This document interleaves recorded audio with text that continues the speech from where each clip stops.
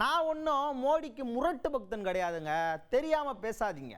உங்கள் தாத்தா தான் அந்த காலத்தில் பாஜக பிரமுகருக்கு ரொம்ப ரொம்ப முரட்டு பக்தராக இருந்தார். எப்படின்னு சொல்லவா அப்படின்னு ஒருத்தர் பேசியிருக்கார். யார் அவரு, ஏன் அப்படி பேசினார் தானே யோசிக்கிறீங்க. எதிர்க்கட்சி தலைவர் எடப்பாடி பழனிசாமி அவர்கள், அவரே தான். என்னன்னா, இந்த உதயநிதி ஸ்டாலின் வந்து எடப்பாடி பழனிசாமி அவர்களை பார்த்து மோடியோட முரட்டு பக்தன் பா இவரு அப்படிங்கிற மாதிரி பேசினார்ல, அதுக்கு தான் பதிலடி கொடுக்குற மாதிரி இவர் பேசியிருக்காரு. ஏங்க, நான் ஒன்றும் மோடிக்கு முரட்டு பக்தன் கிடையாதுங்க. நீங்கள் இந்த வரலாறை புரட்டி பார்த்தீங்கன்னா உங்களுக்கு நல்லா தெரியும் யாருக்கு முரட்டு பக்தன் சொல்லிட்டு. அந்த காலத்தில் பாஜக பிரமுகருக்கு உங்கள் தாத்தா தாங்க முரட்டு பக்தனாக இருந்தார். தெரிலன்னா அந்த பாருங்க ஒரு ஃபோட்டோ வச்சுருக்கேன் அப்படின்னு ஆதாரத்தோடு வந்து நிறுத்தியிருக்காரு. அது என்ன ஆதாரம்னு நீங்களே பாருங்க. திரு உதயநிதி அவர்கள் ஒரு கூட்டத்தில் பேசும்போது என்னை பற்றி விமர்சனம் செய்திருக்கிறார். மோடியின் முரட்டு பக்தன் எடப்பாடியாம். மோடியின் முரட்டு பக்தன் எடப்பாடியாம் கண்டுபிடிச்சிருக்காரு. நோபல் பரிசு கொடுத்துடலாம். கொடுக்கலாம் இல்லைங்க. நாட்டில் எவ்வளவு பிரச்சனை இருக்கு, அதை பத்தி எல்லாம் கவலைப்படாத. இதை பேசி நேரத்தை வீணடிக்கிறதா இன்றைய துணை முதலமைச்சருடைய கதையா இருக்குது. திரு உதயநிதி அவர்களே, உங்க தாத்தா யாருக்கு முரட்டு பக்தரா இருந்தார் என்று நாட்டு மக்கள் அறிவார்கள். பாருங்க, ஒருத்தர் மைக்கு ஆன் பண்றாங்க, ஒருத்தர் மைக்கு சரி பண்றாங்க, எப்படி எல்லாம் பிரதமருக்கு ஜால்ரா போடுறாங்க பாருங்க. எங்களை பத்தி பேசுவதற்கு அருகதை இருக்குதா உங்களுக்கு? அடுத்ததா பேசின இபிஎஸ் அவர்கள் என்ன சொல்லியிருக்காருன்னா, இந்த முதலமைச்சர் மு.க. ஸ்டாலின் அவர்களோட சாதனை ஆட்சியை பற்றி நான் சொல்கிறேன், நீங்கள் கேளுங்க அப்படின்னு சொல்லியிருக்கார். என்னது, இபிஎஸ் அவர்கள் மு.க. ஸ்டாலின் அவர்களோட ஆட்சியை சாதனை பட்டியலை இவர் சொல்ல போகிறாரா? அது என்ன அப்படின்னு தானே யோசிக்கிறீங்க. சொல்லியிருக்கார். அதாவது இந்தியாவிலேயே அதிக கடன் வாங்குகிற மாநிலங்களில் தமிழ்நாடு தான் முதல் இடத்துல இருக்கு. அந்த நிலைமைக்கு தான் கொண்டு வந்து தமிழ்நாட்டை வச்சிருக்கார். இதான் இவரோட சாதனை ஆட்சி தெரியுமா? அது மட்டும் கிடையாது, நாங்கள்லாம் ஆட்சியில் இருக்கும்போது இப்படிலாம் கிடையாது. எங்கள் ஆட்சியில் நாங்கள் கடனே வாங்கலை. ஆனால் பாருங்கள் எவ்வளோ கடன் வாங்கியிருக்காரு, லட்சமாக வாங்கி வச்சுருக்காங்க.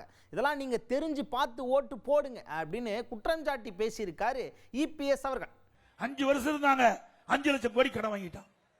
5 வருஷம் இருந்து 5 லட்சம் கோடி கடனை வாங்கி நாட்டு மக்கள் மீது கடனை சுமத்தி விட்டு சென்றுட்டீங்க. நல்லா சிந்தித்து பாருங்க. 2021 வரை 73 ஆண்டு காலம் பல்வேறு கட்சிகள் தமிழகத்தை ஆண்டது. அப்பொழுது 21 வரை 4,85,000 கோடி தமிழ்நாட்டுடைய கடன். திமுக ஆட்சிக்கு வந்த பிறகு 5 வருஷத்துல 5 லட்சம் கோடி. இந்தியாவிலேயே கடன் வாங்குவதில் முதல் மாநிலம் தமிழ்நாடு.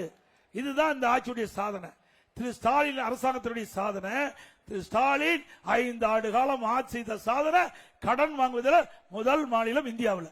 அடுத்ததா பேசின இபிஎஸ் அவர்கள் என்ன சொல்லியிருக்காருன்னா, இந்த திமுகவோட வாக்குறுதி எல்லாம் இருக்குது இல்லையா, தேர்தல் வாக்குறுதி, அது அம்புட்டுமே பொய்யா. ஆமாம் அப்படின்னு ஒரு லிஸ்ட் எடுத்துன்னு வந்துருக்காரு. அது என்னன்னா, இந்த கல்வி கடன் ரத்து பண்ணுறேன்னாங்க, அதை பண்ணல. அடுத்ததா கேஸ் மானியம் கொடுக்குறேன்னாங்க, அதையும் கொடுக்கல. பெட்ரோல் டீசல் விலை குறைக்கப்படும் அப்படின்னாங்க, அதையும் பண்ணல. அதை விடுங்க, 100 நாள் வேலை திட்டத்தை 150 நாளாக மாத்திரன்னாங்க, அதுவும் பண்ணல. அப்புறம் அந்த குடும்ப அட்டைக்கு வந்து 1 கிலோ சர்க்கரை கூடுதலாக கொடுக்கப்படும் அப்படின்னாங்க, இது எதுவுமே பண்ணல.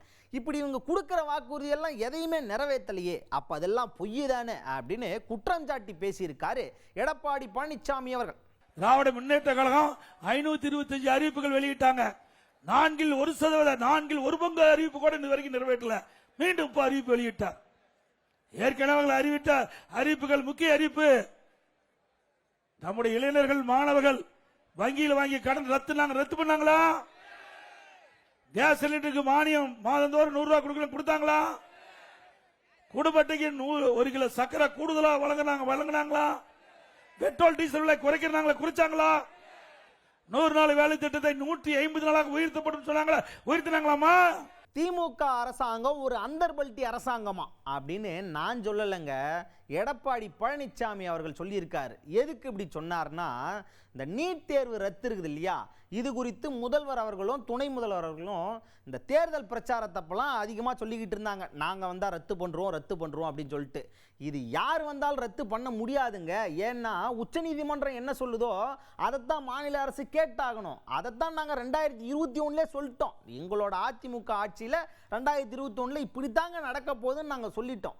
ஆனால் நீங்கள் அதை கேட்கவே இல்லை. இப்போ நீங்கள் என்ன பண்ணுறீங்க, ஏதோ ரகசியம் வச்சுருக்கோம் அப்படின்னு சொல்லிட்டு நாங்கள் அப்போ சொன்னதை தான் நீங்கள் இப்போ வந்து சொல்கிறீங்க நீட் தேர்வை எங்களால் ரத்து பண்ண முடியாதுன்னு. இதெல்லாம் என்ன கதையாக இருக்குது, நம்ப முடியுதா? ஏங்க இப்படிலாம் பண்ணுறீங்க அப்படின்னு குற்றம் சாட்டி பேசியிருக்காரு எடப்பாடி பழனிசாமி அவர்கள். நீட் தேர்வுக்கு விதிவிலக்கு பெறணும்னு சொன்னாங்க, பெற்றாங்களா? உதயநிதி நீட் விலக்கு பெறுவதற்கு ரகசியம் இருக்குன்னு சொன்னாரு, ரகசியத்தை சொன்னாரா? சொன்னாரு. போன வரைக்கும் அப்பா சொல்லிட்டார். சட்டமன்றத்தில் உச்சநீதிமன்றம் தீர்ப்பு இருக்கின்ற காரணத்தினால நீட்டுக்கு விதிவிலக்கு பெற முடியாது, சட்டமன்றத்தில் போட்டு உடைச்சிட்டார். இதைத்தான் நாங்களும் 2021 சொன்னோம். உச்சநீதிமன்ற தீர்ப்பின்படிதான் மாநில அரசு நடக்க முடியும், நீட்டுக்கு விதிவிலக்கு பெற முடியாத சூழ்நிலை ஏற்பட்டு விட்டது. அதுவும் அங்க இருக்கின்ற காங்கிரஸ் கட்சி சேர்ந்த மூத்த வழக்கறிஞர் இதுக்கு வாதாடி இந்த பிரச்சனையை உருவாக்கிட்டாங்க தெளிவா சொன்னோம். ஆனா பெற்றோர்களையும் மாணவர்களையும் ஏமாற்றி திராவிட முன்னேற்ற கழகம் ஆட்சிக்கு வந்தா நீட்டுக்கு விலக்கு பெற முடியும் என்ற ஒரு தவறான செய்தியை பரப்பி வாக்குகளை பெற்று ஆட்சிக்கு வந்த அந்தர்பட்டியை அடித்த அரசாங்கம் திமுக அரசாங்கம்.